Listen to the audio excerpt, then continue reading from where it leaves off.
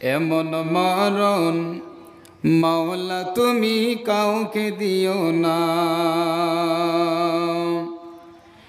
গোনা থেকে তোমার কাছে চাইতেছি পানা, সকল গোনা থেকে তোমার কাছে চাইতেছি পানা। এমন মরণ মাওলা তুমি কাউকে দিও না। এমন মরণ মাওলা তুমি কাউকে দিও না। যে মরণ হওয়ার আগে ছাড়তে হবে ঘর, মরণের শুনলে কথা আপন হয় পর। যে মরণ হওয়ার আগে ছাড়তে হবে ঘর, মরণের শুনলে কথা আপন হয় পর। যে মরণ হওয়ার আগে চিকিৎসাও নাই, যে মরণ হওয়ার চিকিৎসাও নাই, রেখে আমায় জেলখানাতে সব যাবে পালায়। শেষ দেখাটা মা বাবারও সন্তানেও দেখে না, মাবুদু সেই দেখাটা মা বাবারও সন্তানেও দেখে না। এমন মরণ মাওলা তুমি কাউকে দিও না। এমন মরণ মাওলা তুমি কাউকে দিও না। যে মরণ লাশ হলে কেউ চাই না গোসল দিতে, যে মরণ লাশ হলে কেউ চাই না গোসল দিতে। আসে না ছেলে বাবার কাফন কাঠি নিতে। জানা যায় স্বর্গে হবে, জানা যায় দাফন কাফন ভাগ্যে যদিও হয়। মানবতার ফেরিওয়ালা সে তো অসহায়। এই পাপীদের কঠিন ইমতিহানে ফেলো না মাবুদ, এই পাপীদের কঠিন ইমতিহানে ফেলো না। এমন মরণ মাওলা তুমি কাউকে দিও না। এমন মরণ মাওলা তুমি কাউকে দিও না। সকল গুনাহ থেকে তোমার কাছে চাইতেছি ক্ষমা, সকল গুনাহ থেকে তোমার কাছে চাইতেছি পানা। এমন মরণ মাওলা তুমি কাউকে দিও না। এমন মরণ মাওলা তুমি কাউকে দিও না। সম্মানিত আজকের সভার দিনী বৈঠকে বসে থাকা অল্প সংখ্যায় শ্রোতা মণ্ডলী, এক পার্শ্বে বসে থাকা মা ও বোনেরা, সর্বপ্রথম সে মহান আল্লাহর প্রশংসা করি যে মহান আল্লাহ আজ আমাদেরকে এত সুন্দর দিনের বাগানে বসে দুটি হাদিস ও কোরআনের কথা শোনার তৌফিক দিয়েছেন।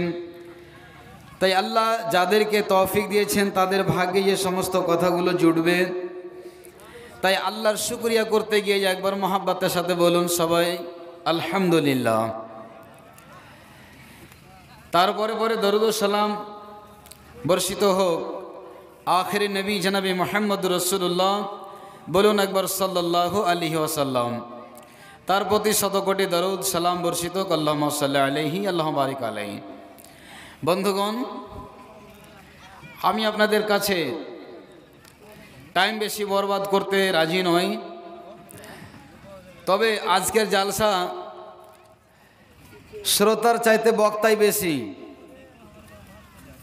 শ্রোতার চাইতে বক্তা বেশি। এখনো একটা বক্তা নদিয়া থেকে এসেছেন, সুবহানাল্লাহ, যে আমার ভাই মুখতার হোসেন ইসলাহি, সুদূর নদিয়া, ওখান থেকে কলকাতা মাত্র 50 থেকে 60 কিলোমিটার দূরে। এত দূর থেকে তিনি সফর করে এসেছেন। কার সামনে কি কথা রাখবেন আল্লাহ ভালো জানেন। তো যাই হোক, যতটুক নসিবে ভাগ্যে জুটেছে আল্লাহ রাব্বুল আলামিন আকাশ ও জমিনকে সৃষ্টি করার 50,000 বছর আগে সব কিছু লিখে দিয়েছেন মানুষের মুকদ্দরে, কি হবে না হবে, কি ঘটবে। তো যাই হোক, আমি আপনাদের সামনে পবিত্র কালাম পাক থেকে সূরা আলে ইমরান আয়াত নম্বর 133 একখানা আয়াতের অংশ পাঠ করেছি। খুব শর্টের ভিতরে আয়াতের তর্জমা করে আমার বক্তব্য দিকে এগিয়ে যাব। আল্লাহ রাব্বুল আলামিন আমাদেরকে পৃথিবীতে পাঠিয়েছেন। মানুষের স্বভাব হলো গুনাহ করা, আল্লাহর স্বভাব হচ্ছে ক্ষমা করা। তাই মহান আল্লাহ রাব্বুল আলামিন কোরআনুল কারীমের ভিতরে বলছেন যে বান্দা গুনাহ করেছো, গুনাহ করে হাত বুকে করে বাড়িতে বসে থাকিও না, আমার অফিসে এসে, আমার দরবারে এসে তুমি আমার কাছে ক্ষমা চাও। তোমার জীবনে যতগুলো পাপ করেছো, আমি আল্লাহ রহমান, আমার নাম রহিম, আমার নাম জব্বার, আমার নাম সত্তার, আমি সকল গুনাহগুলোকে তোমাদের ক্ষমা করে দেওয়ার জন্যই তো বসে আছি। তওবা সম্পর্কে আপনারা শুনছিলেন। দুটি কথা বলে দিয়ে আমি আয়াতের দিকে এগিয়ে যাব।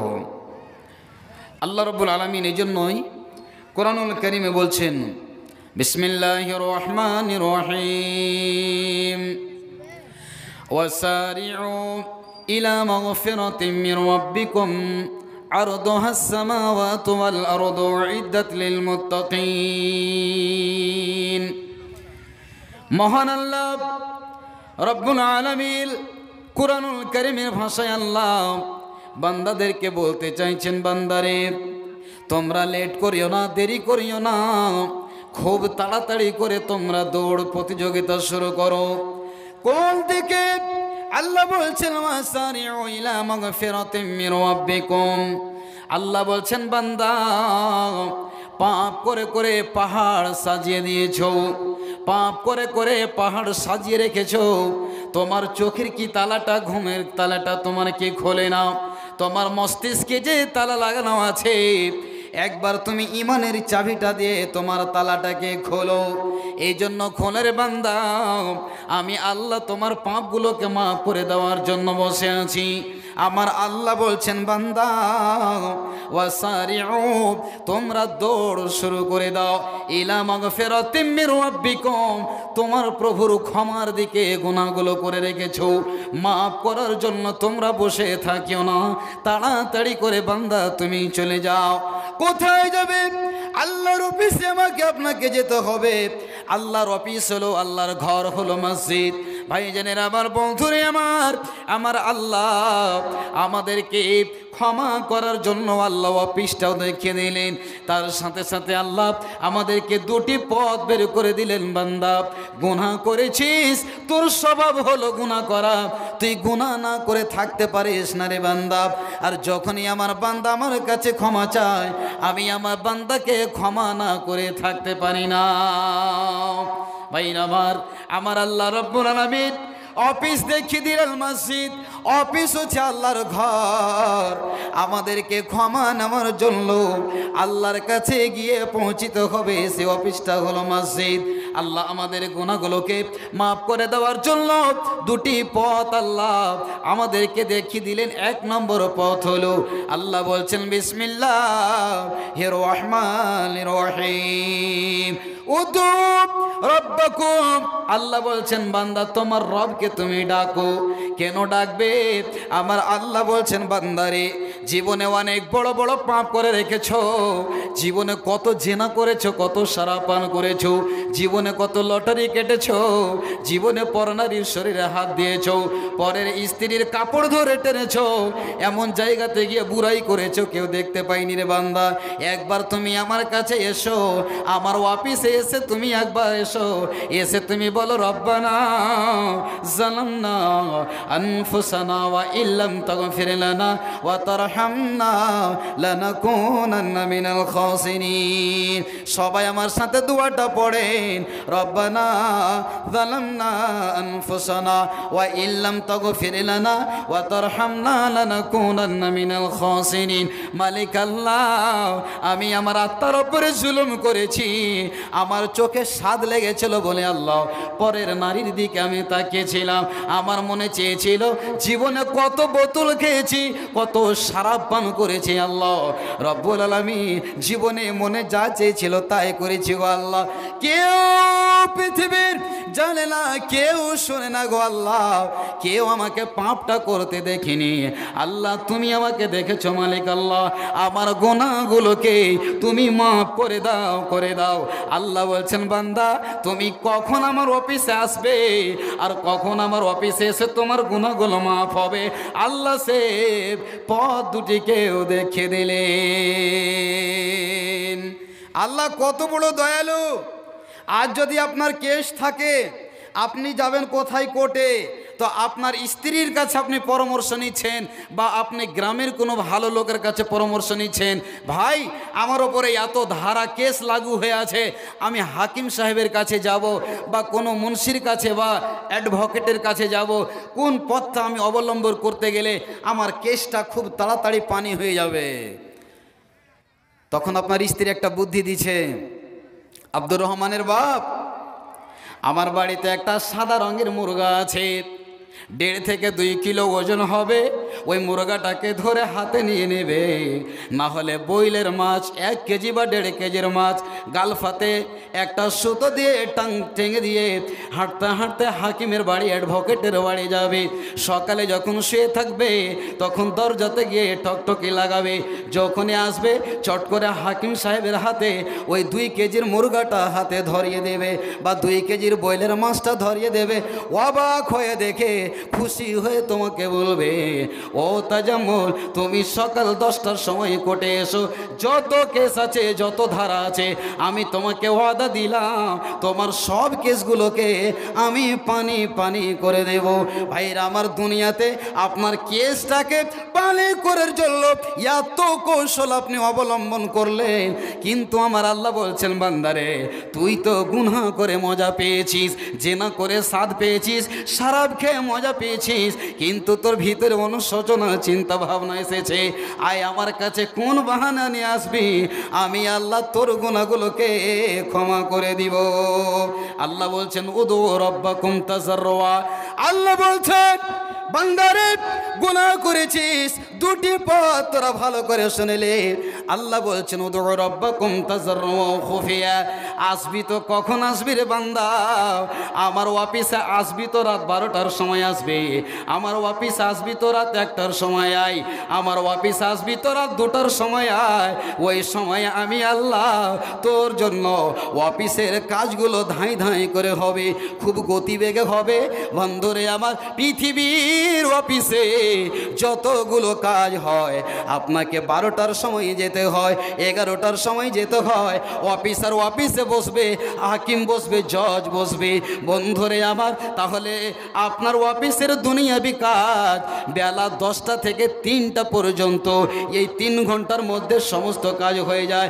কিন্তু আমার আল্লাহ বলছে বান্দা যত রাত হবে, যত গভীর রাত হতে যাবে, আমার অফিসে অত গতি বেগে আমার অফিসে কাম হবে। বলুন সুবহানাল্লাহ। ভাইজানের আমার, বন্ধুরে আমার, আপনি বলবেন মাওলানা কোন সময় আল্লাহর দরবারে যাব?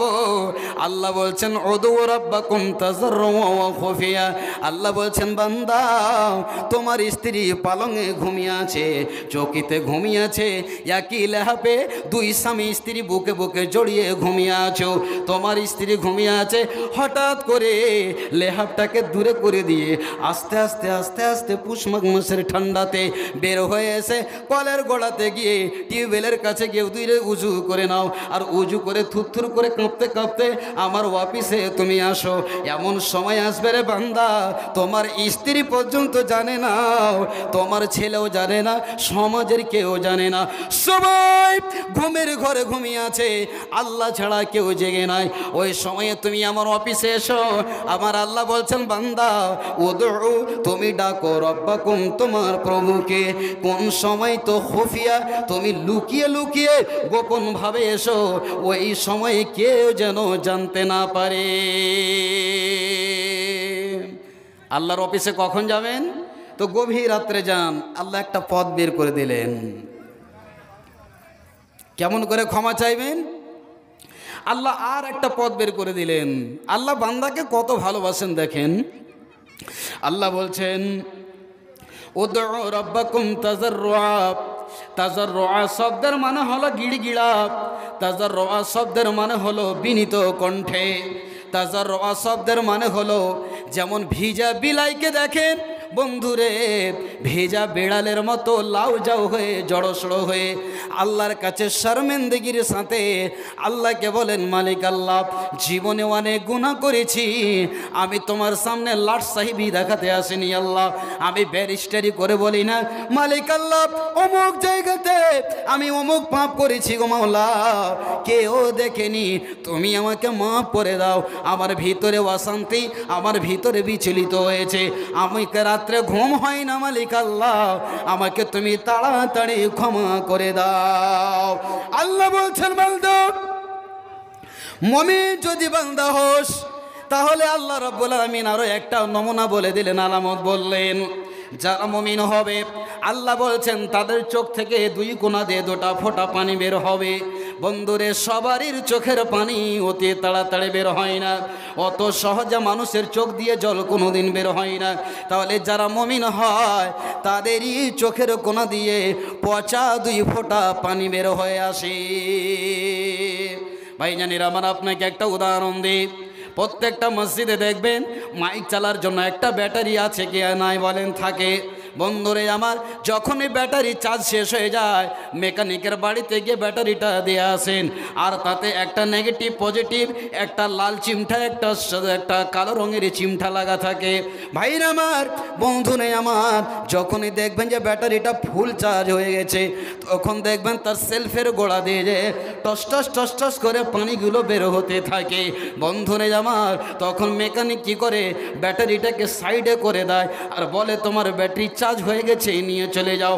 আমার আল্লাহ বলছেন, বান্দা ওই রকম উদাহরণ মুমিন তোর, যখন তোর ঈমান পরিপূর্ণ হয়ে যাবে, আল্লাহর ভয়ে যখন তুই কেঁপে যাবি, তোর নিজের পাপগুলোকে বলে যখন ভয় হবে, আল্লাহ বলছেন বান্দা যখনই তোর চোখের কোণা দিয়ে পানি বের হয়ে যাবে, মালিক আল্লাহ জীবনে ভুল করেছি, আল্লাহ তুমি মাফ করে দাও, ক্ষমা করে দাও, তখন আল্লাহ বলছেন যা রে বান্দা যা, তোর দুই চোখের দুই ফোঁটা পানি মাটিতে পড়ার আগে আমি আল্লাহ তোর জীবনের সমস্ত পাপকে মাফ করে নিলাম। শুধু তাই নয়, আল্লাহ সার্টিফিকেট দিয়ে দিলেন। আল্লাহ বলছেন যাও রে বান্দা, তোমার ইমানের ব্যাটারি এখন একেবারে ফুল ভোল্টেজে তোমার চার্জ হয়ে গেছে, তোমার ঈমান সম্পূর্ণ হয়ে গেছে। যেহেতু আমার ভয়ে, কবরের ভয়ে, জাহান্নামের ভয়ে, গুনহার ভয়ে চোখ দিয়ে তোমার পানি বের হয়েছে। এই জন্য মহান আল্লাহ বলছেন ওয়াসারিউ ইলা মাগফিরাতিম মির রাব্বিকুম, আল্লাহ বলছেন তোমরা দেরি করিও না, তাড়াতাড়ি দৌড়িয়ে যাও তোমার প্রভুর ক্ষমার দিকে। যখনই তুমি ক্ষমা পাবে, আমার আল্লাহ বলছেন আরদুহাস সামাওয়াতু ওয়াল আরদ উইদ্দাত লিল মুত্তাকিন, আল্লাহ বলছেন বান্দা যখনই তুই ক্ষমা পেয়ে যাবি, আমি আল্লাহ তোর জন্য জান্নাত তৈরি করে রেখেছি। ওয়াফার আল্লাহ শুনিয়ে দিলেন। আল্লাহ কত বড় দয়ালু। গুনাহ করেছেন, আল্লাহ ডাকছেন, পথ বের করছেন, এইভাবে তুই গুনাহটা ক্ষমা চাইবি, গুনাহ যখনই ক্ষমা পেয়ে যাবি রে বান্দা, তো তোর জন্য আমি জান্নাতও রেখে দিয়েছি। আল্লাহ আয়াতটার ভিতরে তিনখানা পদ্ধতি বলে দিলেন। ভাইরা আমার, আমি আপনাদের সামনে লম্বা সময় নিতে রাজি নয়, এই জন্য রাজি নয়, আল্লাহ বলছেন দেরি করিও না, তাড়াতাড়ি করো। একটা বুখারী শরীফের হাদিস, আল্লাহ রসুল বিশ্ব নবী জানাবে মুহাম্মদ রাসূলুল্লাহি, সবাই বলুন সাল্লাল্লাহু আলাইহি ওয়াসাল্লাম, নবীজি বলছেন, হাদিসের রাবি হযরতে জাবের রাদিয়াল্লাহু তাআলা আনহু, তিনি বলছেন আল্লাহর নবী বললেন বাদিরু বিল আমালি কাফিতানান কাকিতাইল লাইলিল মুসলিমি, আল্লাহর নবী বলছেন উম্মতিরা তোমরা তাড়াতাড়ি করে ভালো আমলগুলোকে করে নাও, দেরি করিও না, ভালো কাজ করতে গেলে লেট করিও না, নেক কামে দেরি করতে হয় না, যত পারেন তাড়াতাড়ি নেকির কাজটা করে নেন। কেন? এই জন্য আল্লাহ নবী বলছেন এমন একটা জামানা আসবে, এমন একটা জামানা আসবে যে চারিদিক থেকে ফিতনাতে মানুষকে ঘিরে নিবে। কেমন ফিতনা হবে জানেন? নবী নিজে বলছেন এমন একটা জামানা আসবে, এমন একটা জামানা আসবে যে সময় একটা নারী, একটা পুরুষ, একটা মায়লোক, একটা মদলোক, একটা লেডিস, একটা জেন্টস রাস্তাতে পথে সরাসরি খোলাভাবে জেনা করবে, একটা পুরুষ ন্যাংটা হয়ে থাকবে, একটা নারী উলঙ্গ হয়ে থাকবে। যেমন একটা গাধা আর গাধি, একটা ঘোড়া আর ঘোড়ে, একটা কুকুর কুকুরনি, একটা মুরগা মুরগি যেমন সরাসরি মানুষের সামনে মেলামেশা করে, বিশ্বনবী বলছেন এমন একটা জামানা আসবে যে নারী পুরুষ সরাসরি রাস্তাতে মেলামেশা করবে, কেউ নিষেধ করার থাকবে না। ওরে মা, ওরে বেটি, ওরে ভাতিজি, একটু রাস্তা থেকে দূরে চলে যা, একটু আড়ালে গিয়ে তোরা গুনাহটা কর, এখানে চোখের সামনে জেনা করিস না। এরকম কথাটাও বলার পৃথিবীতে কোনো মানুষ থাকবে না। দেখতে পান না দুনিয়াতে এত ঢালাহারে জেনা, এত ব্যাপার দেখি। আল্লাহ নবী বলছেন বাদিরু বিল আমালি ফিতানান, ফিতনা আসার আগে আগে তোমরা ভালো কাজ করে নাও, আরে লেট করিও না। কেন? নবী বলছেন ইউসবিহুর রাজুলু মুমিনান ওয়া ইউমসি কাফিরান। আল্লাহর নবী বলছেন একটা মানুষ সকাল করবে মুমিন হয়ে, আবার ওই লোকটাই সন্ধ্যা হবে তো কাফের করে। সকালবেলায় মুমিন আর সন্ধ্যার সময় কাফের। আবার নবীজি বলছেন একটা লোক সন্ধ্যার সময় হবে মুমিন, আবার সকাল করবে কাফির হয়ে। বলবে মৌলভী সাহেব এমন কোন কথা যে একটাই লোক কেমন করে কাফির হবে আর মুমিন হবে? বন্ধুরে আমার, এমন আপনি একটা কাজ করে দিলেন, এমন একটা আপনি মুখ থেকে কথা বের করে দিলেন যেই কথাটাতে আল্লাহ নারাজ হয়ে যায়, আর যার কারণে আপনি কাফের হয়ে যাবেন। আপনি মুমিন ছিলেন, আপনি কাফের হয়ে গেলেন। আবার কতগুলো মানুষ কাফের হবে সন্ধ্যাবেলায়, আবার সকালবেলায় মুমিন হবে। আল্লাহ পাকের নবী জনাবে মুহাম্মদুর রাসূলুল্লাহ সাল্লাল্লাহু আলাইহি ওয়াসাল্লাম হাদিসের শেষ ভাষাটা বলছেন ইয়াবিউ দীনাহু বিআরাজিম মিনাদ দুনিয়া। নবীজি বলছেন উম্মতেরা শুনে নাও, আমার উম্মতেরা ছোট ছোট জিনিসকে, ছোট ছোট জিনিসের বদৌলতে নিজের ঈমানটাকে বিক্রি করে দেবে। ছোট্ট সামান্য জিনিসের জন্য নিজের ঈমানটাকে বেচে দিবে। ভাই দেখতে পেলেন না?